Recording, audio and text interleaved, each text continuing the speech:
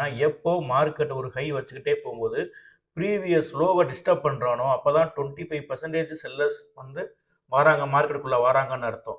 எப்ப ப்ரீவியஸ் லோவ க்ளோஸ் பண்ணி body of the candle close வைக்குதோ, 50% செல்லர்ஸ் வந்துட்டாங்கன்னு அர்த்தம். அதே மாதிரி எப்ப ஒரு ஸ்ட்ரக்சர் கம்ப்ளீட் ஆகுதோ, மேல போயிட்டு கீழ இன்னொரு அடுத்த ஒரு லோ வைக்குதோ, அப்ப 75% மார்க்கெட்ல செல்லர்ஸ் இருக்காங்கன்னு அர்த்தம். வந்துட்டாங்க அப்படின்னு அர்த்தம்.